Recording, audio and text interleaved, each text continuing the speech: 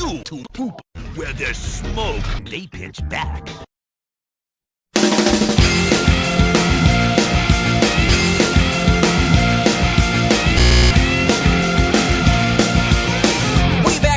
A little bitty boy living in a box under the stairs in the corner of the basement of the house half a block down the street from Jerry's Bait.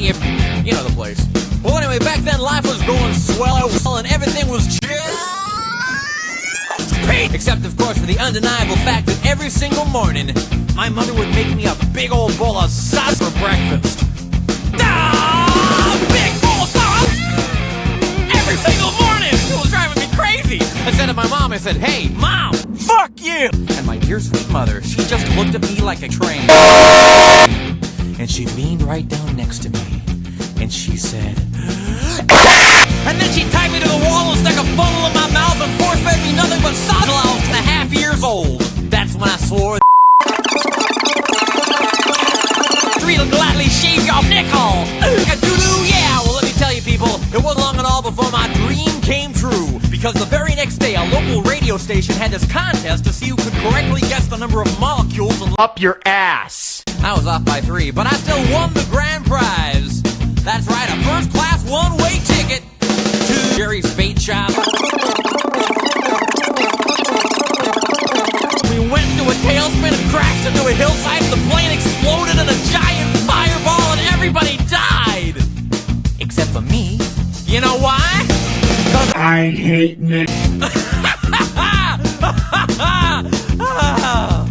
But finally I arrived at the world-famous Albuquerque Holiday Inn, where the towels are oh so fluffy, and you can eat your soup right out of ass. If you wanna, it's okay, they're clean.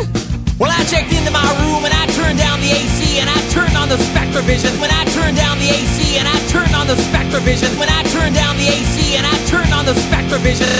And I'm just about to eat that little ass on my pillow that I love so very, very much, when suddenly there's a knock on the door. Well, now who could that be? I say, who is it?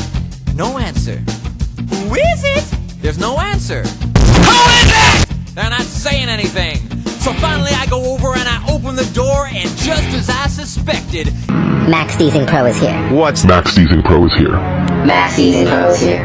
Oh man, I hate it when I'm right. So anyway, he burst into my room and he grabbed my lucky Ouija. I'm like, "Hey, you can't have that. That Ouija's been just like a Ouija to me." And he's like, "Tough." And I'm like, "Give it." And he's like, "Make me." And I'm like, "Give it." And he's like, "Make me." And I'm like, "Give it." And he's like, "Make me." And I'm like, "Give it." And he's like, "Make me." And I'm like, "Give it." And he's like, "Make me." Alright, I get it! And I'm like, "Give it." And he's like, "No."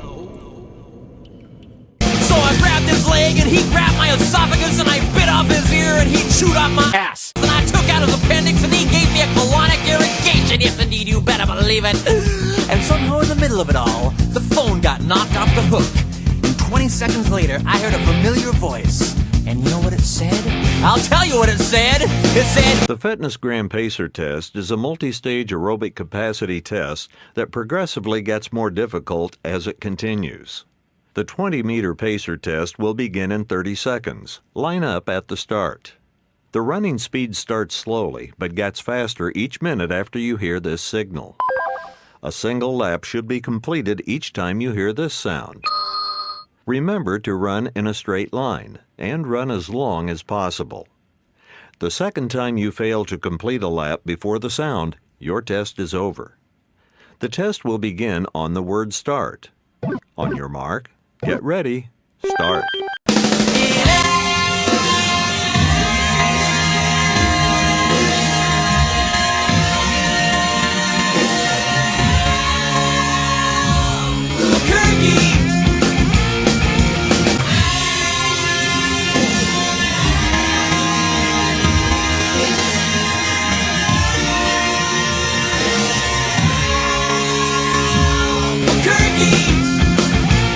Well, to cut a long story short, he got away with my but I made a solemn vow right then and there that I would not rest. I would not sleep for an instant until the one-nostriled man was brought to justice. But first I decided to buy some donuts. So I got in my car and I drove over to the donut shop and I walked on up to the guy behind the counter and he says, "Yeah, what do you want?"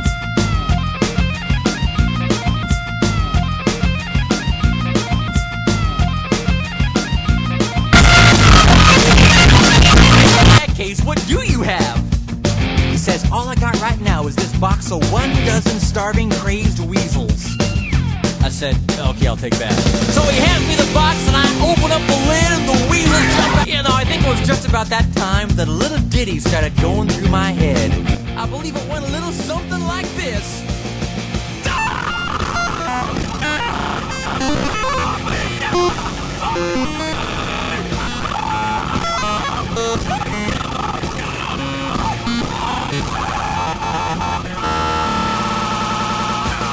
Just running like a constipated wiener dog.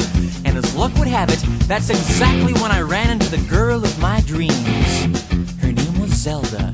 She was a calligraphy enthusiast with a slight overbite and hair the color of strained peat. I'll never forget the very first thing she said to me. She said, "Hey, you got weasels up your ass, burrito." But then one fateful night, Zelda said to me, she said, "Sweetie Pumpkin, do you want to join the Columbia Record Club?" I said, whoa, whoa, whoa, whoa!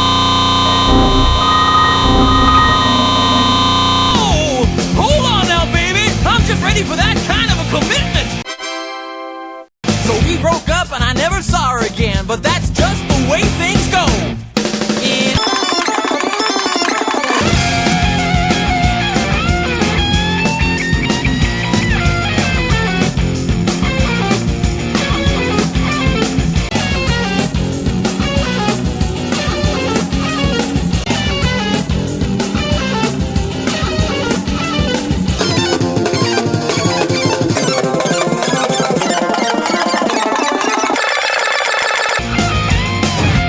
Things really started looking up for me because about a week later, I finally achieved my lifelong dream. That's right, I got me a part-time job at Jerry's Bait Shop.